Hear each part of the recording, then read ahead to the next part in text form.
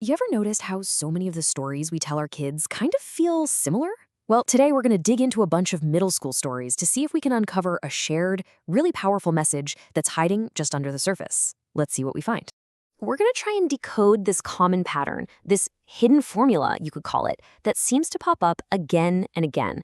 And it looks like it's there for a reason. It's not just about telling a fun story, it's about teaching a specific blueprint for how to face a challenge, how to work together, and ultimately what it really means to win.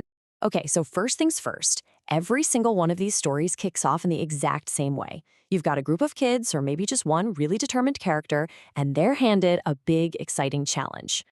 And these challenges, they come in all shapes and sizes. For the kids in the dream team, it's this huge technical mission. They have to build a water-saving machine for the big village invention fair. For other kids, the challenge is a little more mysterious.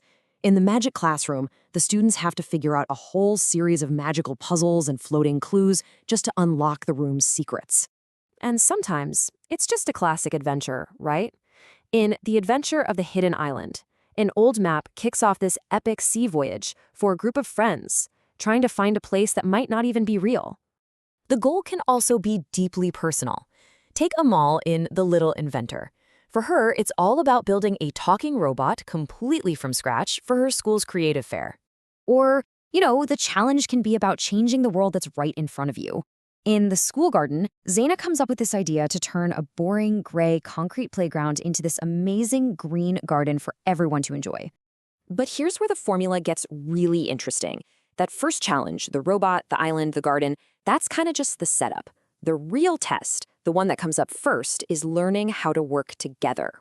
So before they can build a machine or solve a puzzle, they have to build something way more complicated, a team. They have to build trust. And that, right there, is where the problems always start. And this is a theme you see over and over. You get that initial friction, right? Like Omar wanting to be the boss or Lily having her ideas totally ignored. But then you see them figure it out. They find these collaborative solutions, like agreeing that everybody gets a chance to speak or making sure every single idea is respected. That's the first real mountain they have to climb. So how do they get over that hump? How do they solve the people problems and the technical problems? Well, the stories show them using a very specific set of values. It's like they have this character toolkit for success. The first tool in the kit is resilience. You know what that is? It's that grit, that ability to bounce back when things go wrong and to just keep pushing forward, even when you really feel like quitting. And we see it in action all the time. The Dream Team's machine, it didn't work right the first time. Amal's robot, the wires kept breaking. In the school garden, the very first plants they put in the ground actually died. Amal even got so frustrated she almost gave up entirely. But in every single story, they find a way to keep going. Okay, next step in the toolkit, respect. And this is so much more than just, being polite.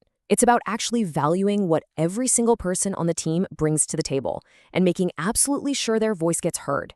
We see this play out in all these little moments. In the Dream Team, they make a role. Everyone gets to talk, and no one person is the boss. In the Magic Classroom, the kids literally encourage their shy friend to cross an invisible bridge. And maybe my favorite example, when Kareem made a mistake, nobody pointed fingers or blamed him, they just helped him fix it. That's respect. The last big tool is integrity. This is all about being honest, taking responsibility for your actions, and just doing the right thing, even when it's the harder choice or when nobody's looking. For example, Amal, the little inventor, she uses the internet for ideas, sure, but she's really careful about being responsible and not just copying someone else's work. And Zaina, the garden leader, shows incredible integrity. She admits from the very beginning that she doesn't actually know how to grow plants, but she promises to learn right alongside everyone else. Okay, so after all this hard work, after showing all this resilience and teamwork, they all win their competitions, right?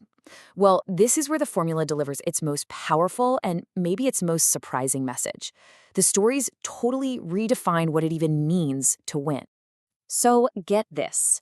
In the Dream Team, another team wins first prize, and Amal, with her amazing, working, talking robot, she doesn't win a prize at the creative fair either.